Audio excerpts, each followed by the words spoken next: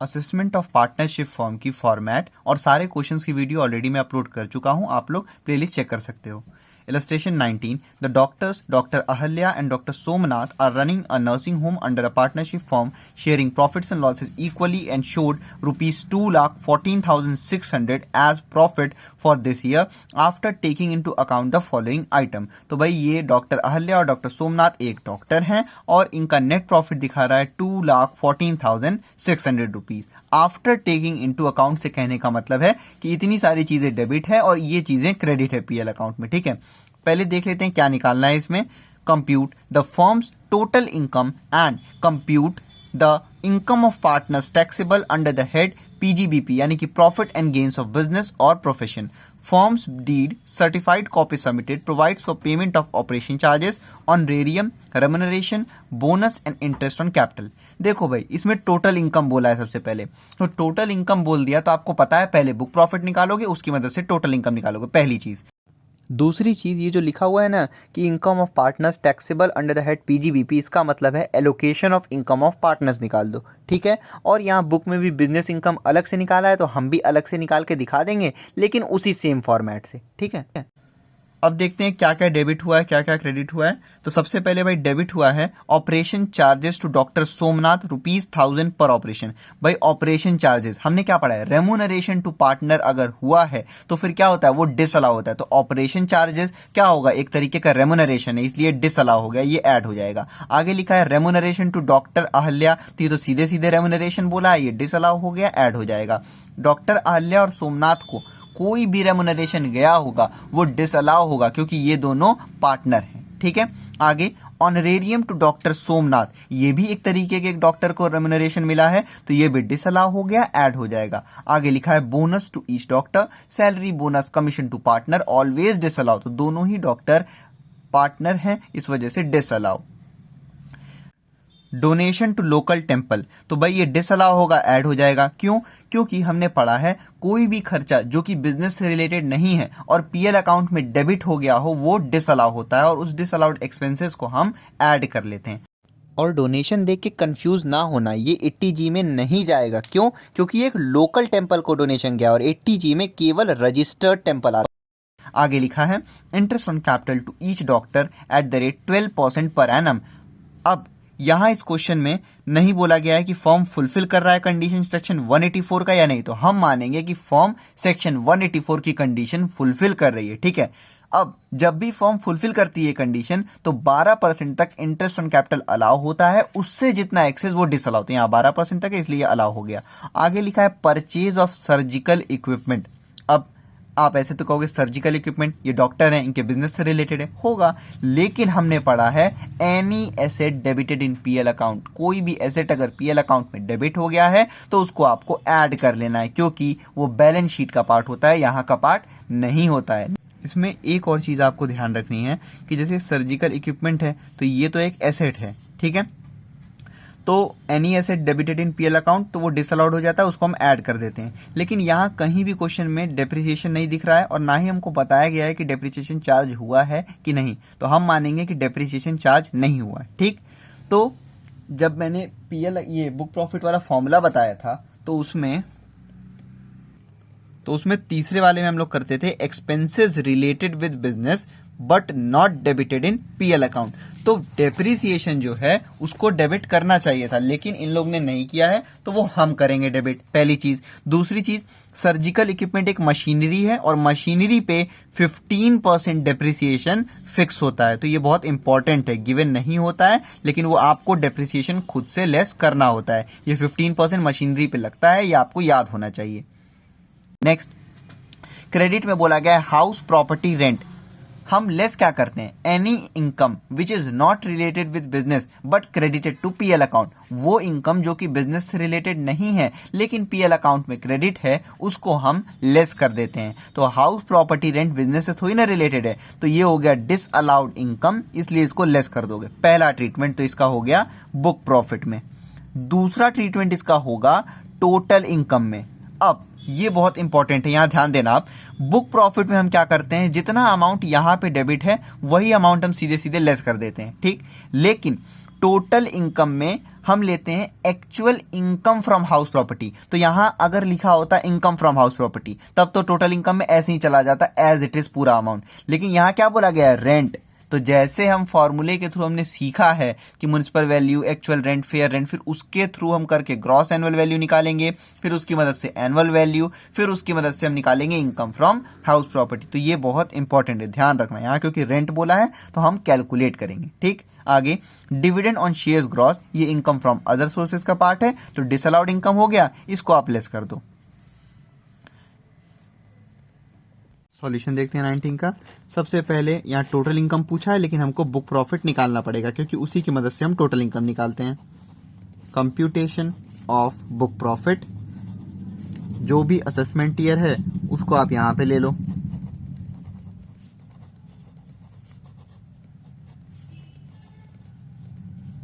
सबसे पहले आपको लेना है क्या, नेट प्रॉफिट या नेट लॉस। इस क्वेश्चन में नेट प्रॉफिट हो रखा है, कितने का, 2,14,600। सबसे पहले हम ऐड करते हैं डिसअलाउड एक्सपेंसेस, वो खर्चे जो कि बिजनेस से रिलेटेड नहीं है लेकिन पीएल अकाउंट में डेबिट हो गए हैं, तो उनको आपको ऐड करना है। सबसे पहले लिखा है operation charges to doctor Somnath. तो क्योंकि ये डॉक्टर जो है, डॉक्टर सोमनाथ और डॉक्टर अहल्या दोनों ही पार्टनर हैं, तो उनका जो ऑपरेशन चार्जेस होगा वो एक रेमुनरेशन हुआ, और रेमुनरेशन टू पार्टनर अगर पीएल अकाउंट में डेबिट होता है तो वो डिसअलाउ होता है। अमाउंट है 15,000 रुपीज।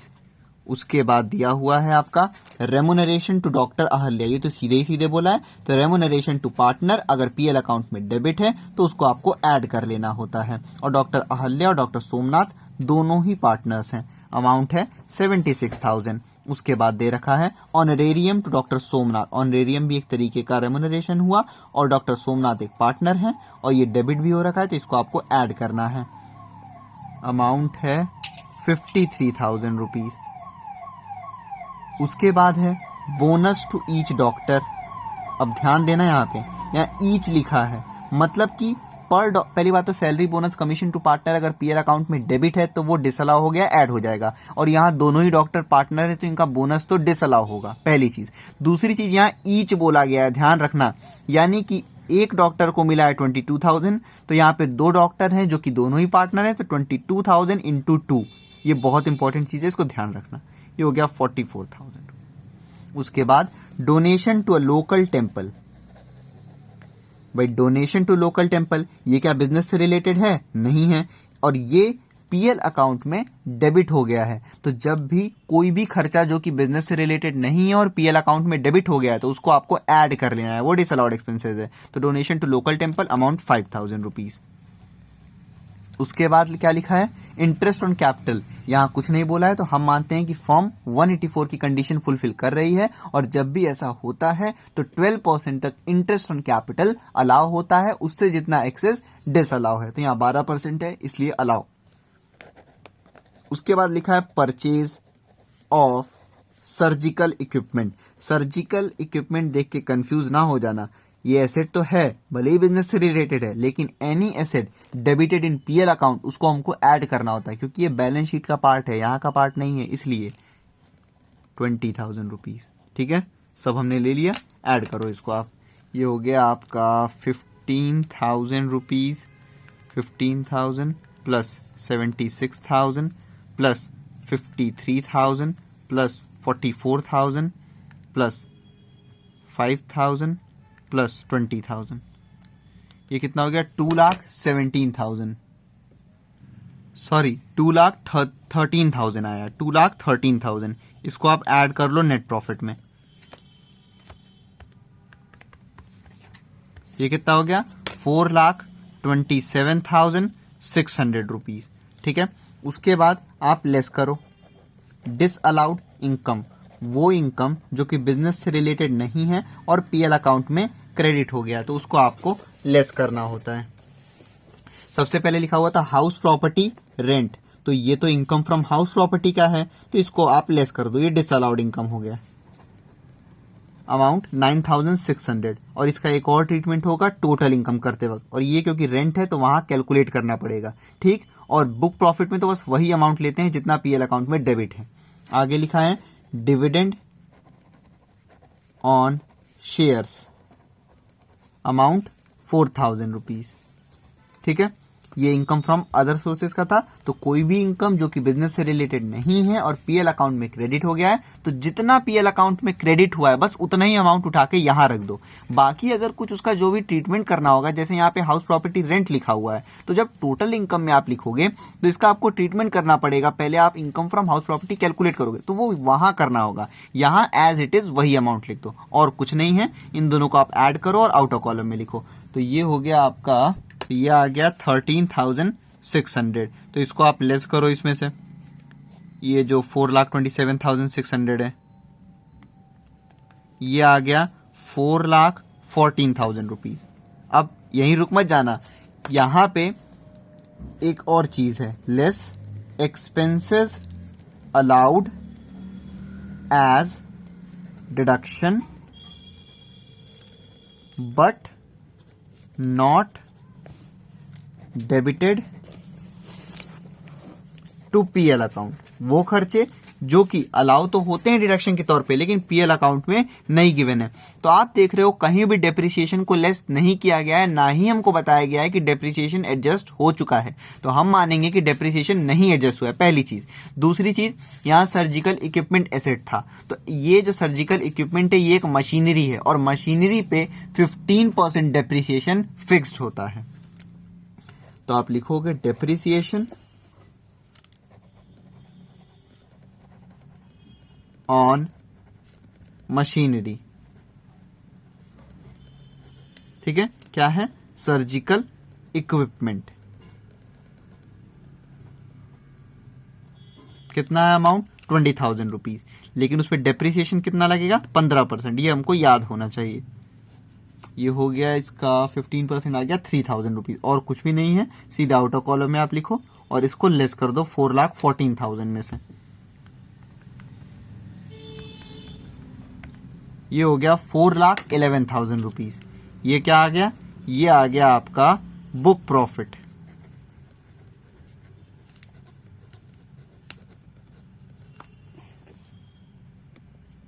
अब बुक प्रॉफिट के बाद तो हमको सीधे टोटल इनकम कैलकुलेट करना चाहिए, लेकिन यहाँ क्वेश्चन में भी अलग तरीके से किया हुआ है। कहने का मतलब कि अलग से फॉर्मेट बनाया है बिजनेस इनकम का, तो हम भी बना देंगे अलग से। यहाँ जहाँ आप टोटल इनकम लिखते थे, यहाँ लिख दो कंप्यूटेशन ऑफ बिजनेस इनकम और सेम प्रोसीजर से बिजनेस इनकम निकाल दो। उसके बाद टोटल इनकम का अलग से बना के उसमें ये सब जो नीचे ऐड करते हैं अदर इनकम, वो सब करके हम वैसे ही दिखा देंगे। ठीक है, तो सबसे पहले यहाँ लिख लो आप कंप्यूटेशन ऑफ बिजनेस इनकम। जो भी असेसमेंट ईयर है वो आप यहां पे लिख लो।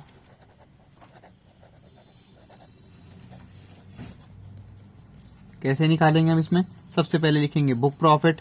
बुक प्रॉफिट है कितना? 4,11,000 रुपीज। आउटर कॉलम में लिख दीजिए। उसके बाद हम लेस करते हैं। सबसे पहले लेते हैं हम actual remuneration to working partner. मतलब ध्यान रखना, वर्किंग पार्टनर का जो भी रेमुनरेशन है वो हम यहां पे लेते हैं, और स्टैट्यूटरी लिमिट। इन दोनों में से जो भी लेस अमाउंट होता है वही हम लेस करते हैं यहां पे। तो सबसे पहली बात तो यहाँ पे क्वेश्चन में नहीं बोला है कि कौन से पार्टनर वर्किंग है कौन नॉन वर्किंग। तो हम मानेंगे दोनों ही पार्टनर वर्किंग हैं, यानी कि जितना भी रेमुनरेशन दिया हुआ है उन सबको आप ऐड कर लेना यहाँ पे। ठीक, तो भाई देखो, ऑपरेशन चार्जेस बोला गया था कितना? 15,000। वो भी एक तरीके का रेमुनरेशन है, ले लो। उसके बाद है रेमुनरेशन टू डॉक्टर अहल्या 76,000, वो भी ऐड कर लो। ठीक है, उसके बाद है ऑनरेरियम टू डॉक्टर सोमनाथ, वो भी रेमुनरेशन है, ऐड कर लो। उसके बाद है बोनस टू ईच डॉक्टर, पर डॉक्टर को 22,000 रुपए बोनस, ये भी एक रेमुनरेशन होता है। तो 22,000 एक डॉक्टर का और 22,000 एक डॉक्टर का। ठीक है, उसके बाद और कुछ भी रेमुनरेशन नहीं है, तो 1,88,000 रुपीज आ गया actual remuneration to working partner. तो यहां आप लिखो 1,88,000 रुपीज। और अब हम स्टैट्यूटरी लिमिट कैलकुलेट करेंगे। कंप्यूटेशन ऑफ स्टैट्यूटरी लिमिट ये सब मैंने फॉर्मेट वाली वीडियो में समझा रखा है। कैसे निकालते हैं हम? On first 3 lakh of book profit, मतलब कि बुक प्रॉफिट के पहले 3 लाख का कुछ इस तरीके से ट्रीटमेंट होगा कि उसको हम 2 पार्ट में बाइफरकेट करते हैं। पहले लिखते हैं 1,50,000 और नीचे लिखते हैं 90% of first 3 lakh of book profit. तो बुक प्रॉफिट कितना है? 4,11,000, तो उसका पहला 3 लाख यहां ले लो। ये 1,50,000 को आप एज इट इज यहां पे लिखो और ये 3 लाख का 90% हो गया 2,70,000 रुपीज। ठीक, समझ में आ गया? 2 पार्ट में डिवाइड किए, 90% ऑफ फर्स्ट 3 लाख। तो बुक प्रॉफिट था 4,11,000, तो उसका पहला 3 लाख यहां ले लिए, उसका 90% 2,70,000। इन दोनों में से जो भी ग्रेटर उसको बाहर लिखो आप, तो 2,70,000 रुपीज। ठीक है, ऐड कर दो उसके बाद आप बैलेंस अमाउंट का 60%। 3 लाख यहां यूज हो गया है। अब कितना बच गया? तो बुक प्रॉफिट था 4,11,000, उसमें से 3 लाख रुपए माइनस करो, बैलेंस कितना बचा? 1,11,000। तो बैलेंस अमाउंट का 60% ले लो आप।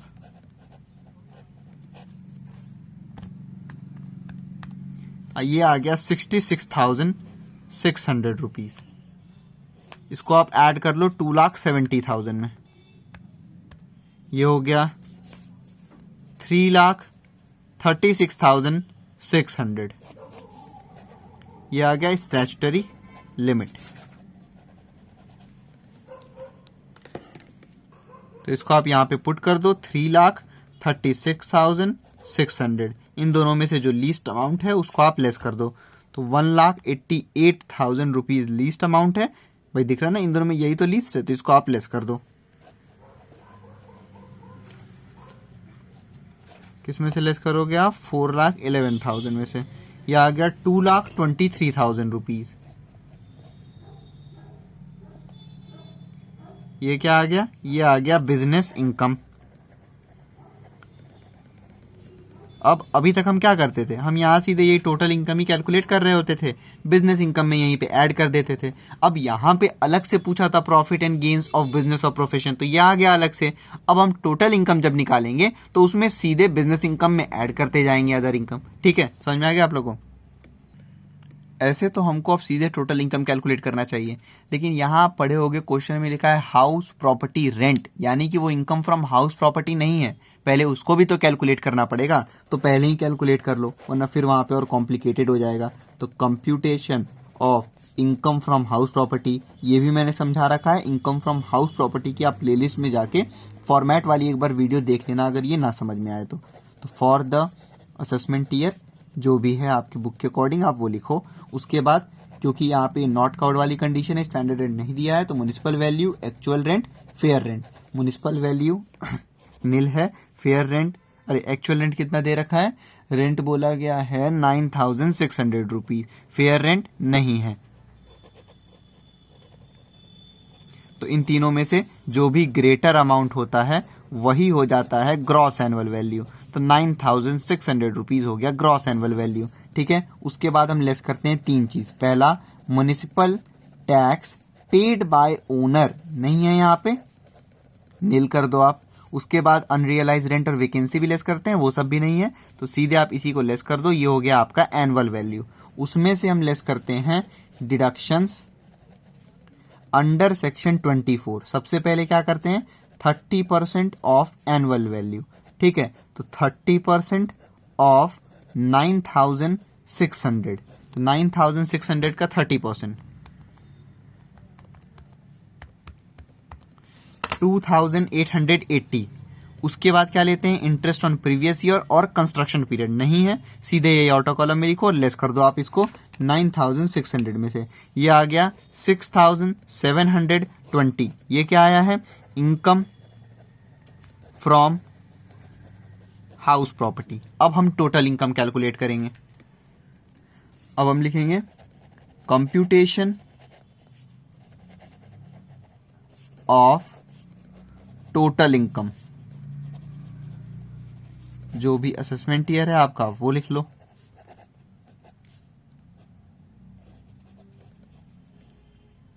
सबसे पहले हम क्या लेते हैं भाई? बिजनेस इनकम लेते हैं। उसके बाद भाई वो कैसे आता था, पहले बुक प्रॉफिट में से लेस करते थे हम, लेस लीस्ट ऑफ देम, फिर बिजनेस इनकम आता था, वो हम ऑलरेडी कैलकुलेट कर चुके हैं यहाँ पे। तो बिजनेस इनकम आ गया था हमारा 2,23,000 रुपीज। उसमें हम ऐड करते थे अदर इनकम। तो यहाँ पे आप देखो है इनकम फ्रॉम हाउस प्रॉपर्टी है, तो वो अभी हमने कैलकुलेट किया है, कितना है 6,720। उसके बाद क्या है income from other sources, amount कितना है, अमाउंट है 4,000 रुपीज। इसके अंदर में क्या दे रखा है, डिविडेंड दे रखा है, ठीक है। डिविडेंड अमाउंट कितना है 4,000 रुपीज। इन तीनों को आप ऐड कर दो, तो ये हो गया 2,23,000 प्लस 6,720 प्लस 4,000 रुपीज, ये आ गया 2,33,720। ये क्या हो गया, ये हो गया ग्रॉस टोटल इनकम। उसके बाद हम क्या लेस करते हैं, लेस करते हैं हम deductions under section 80C to 80U। अब इस क्वेश्चन में यहाँ पे ये दे रखा था डोनेशन टू लोकल टेम्पल, तो इसको कंफ्यूज होके इसको 80G में डिडक्ट मत करने लगना आप। यहाँ बोला है डोनेशन टू लोकल टेम्पल, जब कोई रजिस्टर्ड टेम्पल या रजिस्टर्ड मॉस्क में होता है तब उसका 80G में डिडक्शन मिलेगा, ठीक है। मतलब कि वो पर्टिकुलर मॉस्क या फिर वो पर्टिकुलर मंदिर जब 80G का उनके पास सर्टिफिकेट होगा, रजिस्टर्ड बोला जाएगा, तब आप उसको लेस करना, ठीक है। ऐसे डोनेशन टू लोकल टेम्पल है तो वो 80G में नहीं आता है, तो इसीलिए यहाँ पे कोई डोनेशन नहीं है, नील कर दो। और यही हो गया 2,33,720, ये हो गया टोटल इनकम।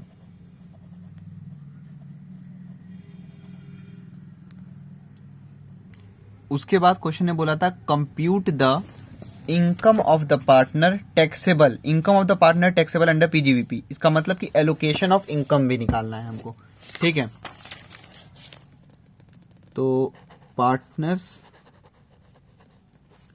टैक्सेबल इनकम, या लिख दो आप allocation of income of partners, ठीक है। दो पार्टनर्स हैं, दो पार्ट में इसको आप बाइफरकेट करो। ये हो गया डॉक्टर अहल्या, ये हो गया डॉक्टर सोमनाथ। सबसे पहले आपको क्या लेना होता है, इंटरेस्ट ऑन कैपिटल, कितना परसेंट तक, 12% तक। तो आप देख रहे हो यहाँ क्वेश्चन में जो इंटरेस्ट ऑन कैपिटल दिया था वो 12% पर एनम ही था, और ईच डॉक्टर को 12,000, तो 12% तक ही आता है। तो आप लिखो यहाँ पे 12,000 और ये 12,000। उसके बाद हम लेते हैं interest on loan at the rate 12%, नहीं है। फिर हम क्या लेते हैं, actual remuneration to working partner और स्टैट्यूटरी लिमिट, इन दोनों में से जो लीस्ट अमाउंट है वो लेते हैं। तो remuneration to working partner already हम बिजनेस इनकम कैलकुलेट करते समय कर चुके थे, आया था 1,88,000 रुपीज, और स्टैट्यूटरी लिमिट आया था हमारा, स्टैट्यूटरी लिमिट आया है 3,36,000 रुपीज। तो हमको पता है इन दोनों में से लेस कौन सा है, तो भाई यही लेस था, वो तो वहां भी हम देख चुके थे, ठीक है। अब यहां आप बाइफरकेट कर दो। सबसे पहले लिखा था ऑपरेशन चार्जेस, तो ऑपरेशन चार्जेस किसको गया था, 15,000 रुपीज सोमनाथ को, ठीक है। तो यहां आप लिखो ऑपरेशन चार्जेस, ये 15,000 रुपीज, और इसको आप नील करो, इनको नहीं मिला था। उसके बाद है रेम्यूनरेशन मिला था डॉक्टर अहल्या को, कितना, 76,000 रुपीज, ठीक है। उसके बाद मिला है ऑनरेरियम डॉक्टर सोमनाथ को, कितना मिला है, 53,000, इनको नहीं मिला है। उसके बाद है बोनस, दोनों को मिला है 22,000 रुपए, बोनस 22,000 रुपीज, 22,000 रुपीज, ठीक है। और कुछ भी नहीं है इनका, इतना ही रेम्यूनरेशन था, ठीक है। तो इन सबको आप ऐड कर लो।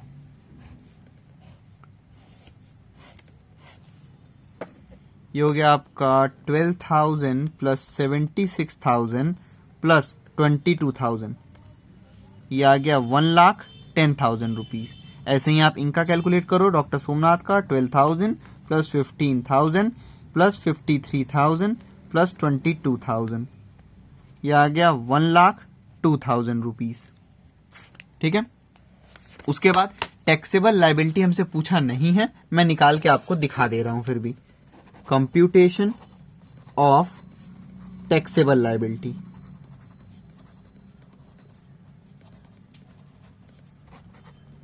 जो भी असेसमेंट ईयर है वो आप यहां पे ले लो।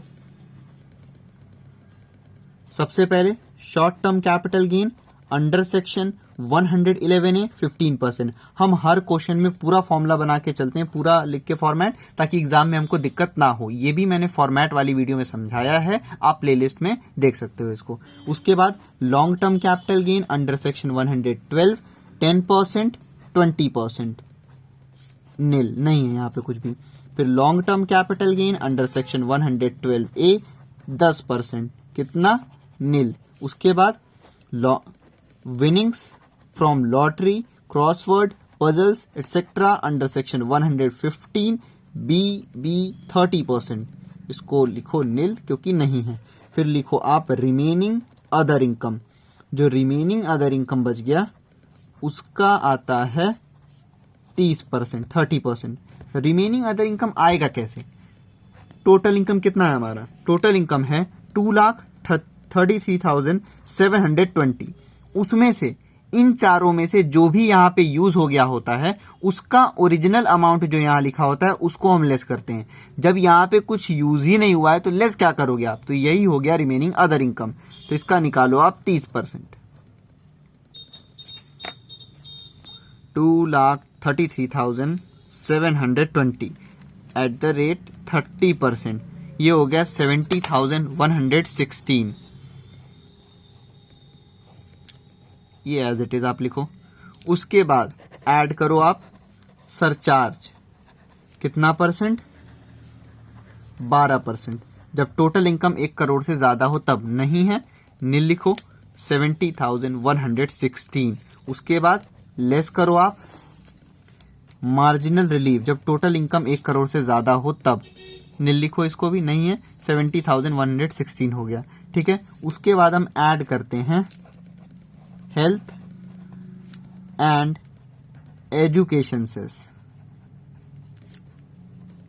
एट द रेट 4%, तो 70,116 एट द रेट 4%, ये हो गया 2,804.64। इसको आप ऐड करो 70,116 में, ये क्या हो गया? 72,920.64। और हमको पता है कि हम राउंड ऑफ कर देते हैं इसको टेंस प्लेस तक। ठीक है, तो यहाँ क्या लिखा हुआ है? 20.64। तो भाई ये देख रहे हो 20.64 जो है वो 21 हो जाएगा, और कुल मिला के आप इसको सीधे सीधे राउंड ऑफ कर दो। 20.64 जो है इसके करीब क्या है? 20 है कि 30 है? तो 20 है करीब, तो राउंड ऑफ कर दो इसको आप, क्योंकि हम टेंस प्लेस पे राउंड ऑफ कर देते हैं। ठीक है, तो 72,920 ये क्या हो गया? ये हो गया टैक्सेबल लायबिलिटी।